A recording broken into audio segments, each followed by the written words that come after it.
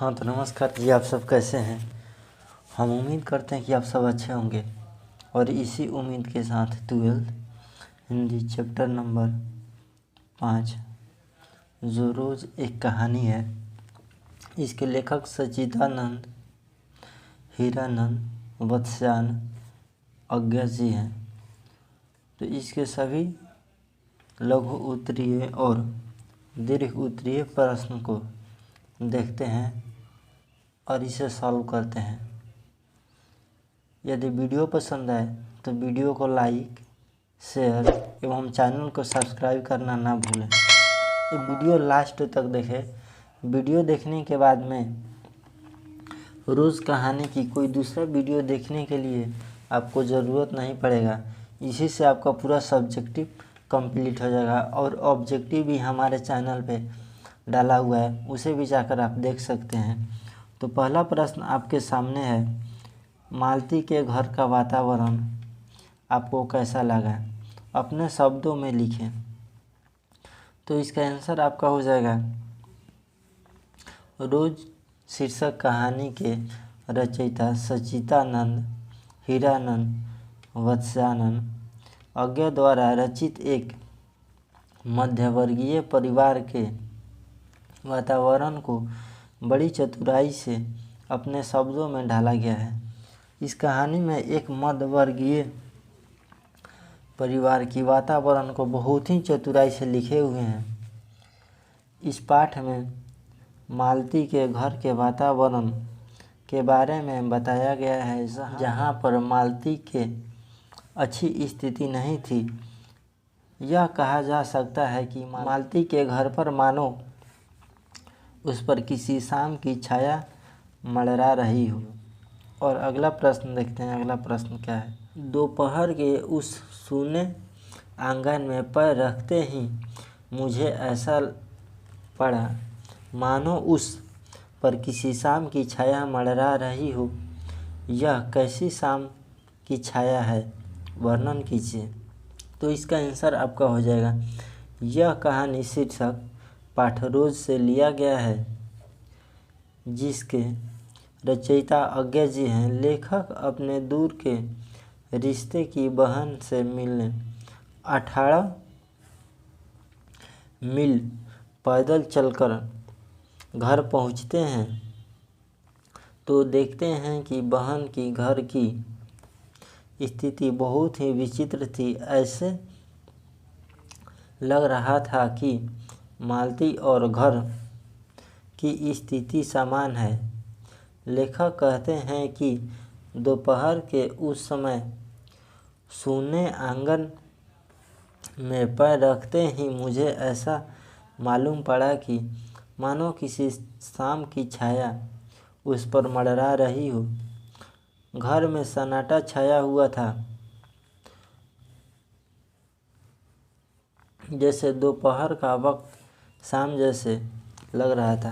तो तीसरा प्रश्न आपके सामने है, लेखक और मालती के संबंध का परिचय पाठ के आधार पर दें। तो इसका राइट आंसर आपका हो जाएगा, लेखक और मालती के बीच भाई और बहन का संबंध था।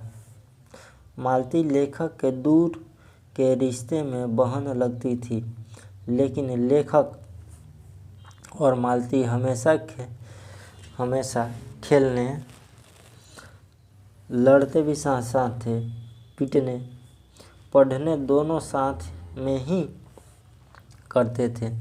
लेखक और मालती दोनों के बीच में सगे भाई के जैसा व्यवहार था।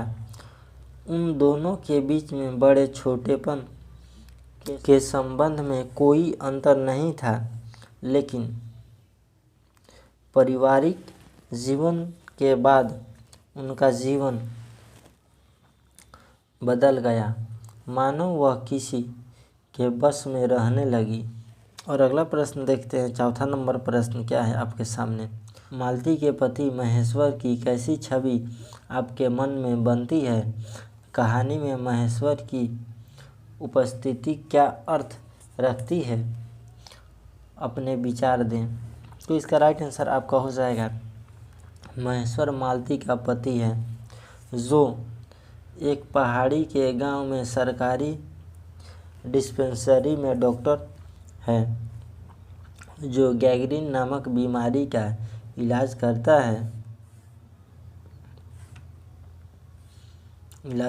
है। उसका जीवन अस्पताल में ही रोगियों के देखने तथा अन्य ज़रूरी कामों में लिपटा हुआ था। कहानी की नायिका मालती का जीवन उसी के इंतज़ार में एक थका और लंबी सांसों से है। महेश्वर और मालती दोनों समान जीवन जीते हैं। यहाँ महेश्वर का जीवन मरीजों और डिस्पेंसरी के चक्कर में, वहीं पर मालती का जीवन चूल्हा चौकी, पति के इंतजार तथा बच्चों के लालन पालन में बीतते हैं। अगला प्रश्न देखते हैं। 5वां नंबर प्रश्न क्या है आपके सामने। गैंग्रीन क्या है? गैंग्रीन एक खतरनाक बीमारी है जो कांटा के चुभने पर हो जाता है और उसे नहीं निकालने पर गंभीर रूप से धारण कर लेता है, जो ऑपरेशन करने के बाद ही ठीक होता है। अधिक दिन तक रहने के कारण रोगी की मृत्यु भी हो जाती है।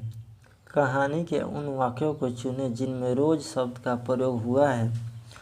कहानी में मालती द्वारा बोले गए कुछ वाक्य जिसमें रोज शब्द का इस्तेमाल हुआ है।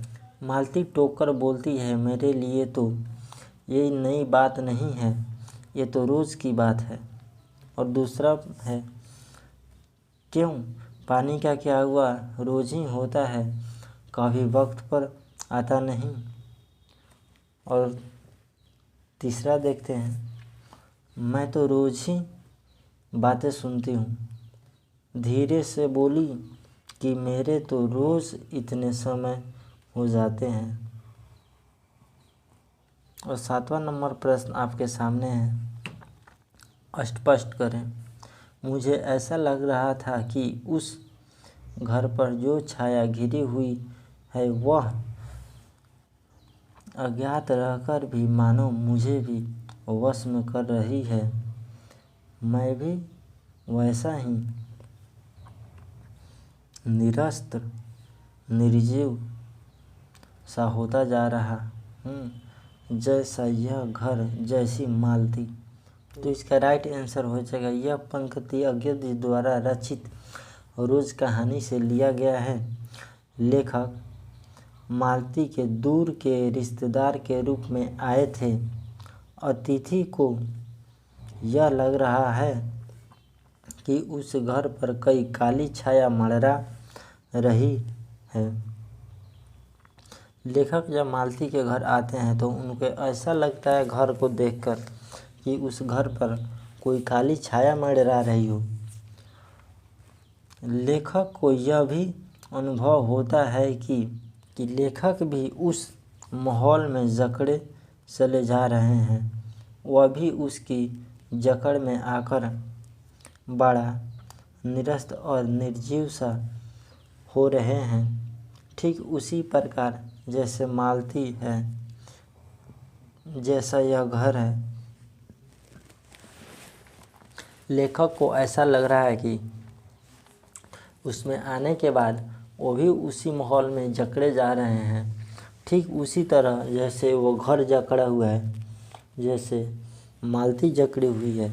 8वां प्रश्न देखते हैं कि 8वां प्रश्न क्या है। 3 बज गए हैं, 4 बज गए हैं, 11 बज गए हैं। कहानी में घंटे के इन खड़कों के साथ साथ मालती की स्थिति, घंटा बजने का मालती से क्या संबंध है? तो इसका आंसर आपका हो जाएगा।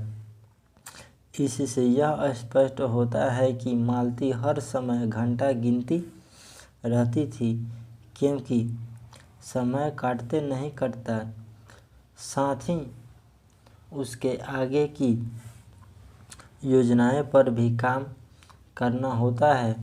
घर में नौकर हैं नहीं, बर्तन मांजने, कपड़े धोने, भोजन बनाने का काम सब वही करती थी। घंटा बजने पर उसकी दो मानसिकताएं रहती है। पहली यह कि चलो अब इतना समय बीत गया, और दूसरा यह कि चलो अब यह कर लो। और घंटा गिनना उसको आभास करता है कि अब इतना समय तो बीत गया है। मालती बार बार घड़ी इसलिए देखती है कि उनको काम भी करने रहता है, आगे का भी योजना रहता है और पति का भी इंतज़ार रहता है। और अगला प्रश्न देखते हैं कि अगला प्रश्न क्या है। अभिप्राय स्पष्ट करें।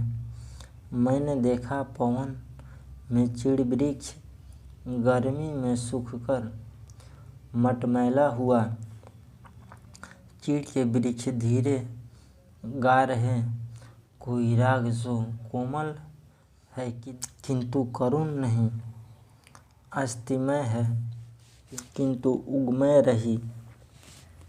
तो इसका आंसर राइट हो जाएगा आपका। प्रस्तुत पंक्ति अग्रज जी द्वारा रचित रोज कहानी से ली गई है। लेखक यह बताना चाहते हैं कि एक दिन रात करीब 10:30 बज रहे थे। मालती खाना खा रही थी।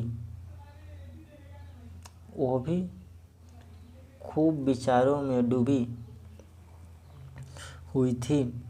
लेखक आकाश की ओर देखने लगे। पूर्णिमा थी, लेकिन आकाश अनभर्म यानी कि मेघ रहित था। लेखक बहुत सारे सुखमय स्थिति की कल्पना कर रहे थे, लेकिन दुख की बात यह थी कि वह सुखमय पल मालती के लिए नहीं था।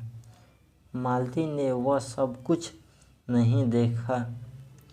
मालती का जीवन अपनी रोज की नियति गति से बहा जा रहा था, और एक चंद्रमा की चंद्रिका के लिए एक संसार के लिए रुकने को तैयार ही नहीं था। और अगला प्रश्न देखते हैं कि अगला प्रश्न क्या है। अगला प्रश्न आपसे पूछ रहा है, इस समय मैं यही सोच रहा था कि वही उद्दत और चंचल मालती आज कितनी सीधी हो गई है, शांत और अखबार के टुकड़े को तरसती है। यह और रोज 20 पन्ना पढ़ा करो, नहीं तो मार मार कर चमड़ी उधेड़ दूंगा। मालती ने उसको पढ़ने के बजाय उसके पन्ने फाड़ कर फेंकने लगी थी। और जब पिताजी पूछे कि किताब समाप्त कर ली, तो मालती बोली कि हाँ, मैंने किताब समाप्त कर ली। पिताजी ने कहा, पुस्तक लाओ, प्रश्न पूछता हूँ। तो मालती चुपचाप खड़ी रही। फिर पिताजी के डांट पड़ने पर बोली कि किताब मैंने फाड़कर फेंक दी है, मैं नहीं पढ़ूंगी। उसके बाद वह पीठी पर यह बात अलग है। लेखक यह सोच रहे थे कि वही मालती। इस पंक्ति के माध्यम से लेखक यह बताना चाहते हैं कि जब वे बचपन में मालती के साथ पढ़ते थे तो वही मालती पढ़ाई न कर पाने के लिए पिट जाती थी। एक बार मालती के पिताजी ने उसे पुस्तक लाकर दी और रोज 20 पन्ना पढ़ा करो, नहीं तो मार मार कर चमड़ी उधेड़ दूंगा। मालती ने उसको पढ़ने के बजाय पन्ने फाड़ कर फेंकने लगी। और जब पिताजी ने पूछे कि किताब समाप्त कर ली, तो मालती बोली कि हाँ, कर ली। पिताजी ने कहा, पुस्तक लाओ, प्रश्न पूछूंगा। तो मालती चुपचाप खड़ी रही। पिताजी के डांट पड़ने पर बोली कि किताब मैंने फाड़कर फेंक दी है, मैं नहीं पढ़ूंगी। उसके बाद वो पीटी। पर यह बात अलग है। लेखक सोच रहे थे कि वही मालती जिसके बचपन में ये हरकत थी, लेकिन अब ये एक अखबार के टुकड़े को तरसती है, क्योंकि एक दिन महेश्वर ने अखबार के पन्ने में आम लपेटकर लाया था, तो उस आम को धोने के लिए बोला था, तो मालती उस अखबार को पढ़ते पढ़ते नल की ओर जा रही थी। लेखक यह कहते हैं कि जब मालती बचपन में थी तो वो पढ़ने का नाम ही नहीं ले रही थी और पढ़ने के लिए तैयारी नहीं हो रही थी। सब उसके पिताजी ने एक किताब ला कर दी और बोले कि इसमें से रोज़ 20 पन्ना पढ़ा करो। तो पढ़ने के बजाय रोज़ उसमें से एक एक पन्ना फाड़ कर फेंकती रही। जब पिताजी ने उससे पूछा, क्या तुमने किताब समाप्त कर ली? तो मालती बोली, हाँ किताब समाप्त कर लिया। तो पिताजी बोले कि बुक लाओ, उसमें से हम आपसे कुछ क्वेश्चन पूछते हैं। तो मालती चुपचाप खड़ी रही। जब मालती पे पिटाई पड़ी तो बोली, क्या बुक मैंने फाड़ कर फेंक दी है।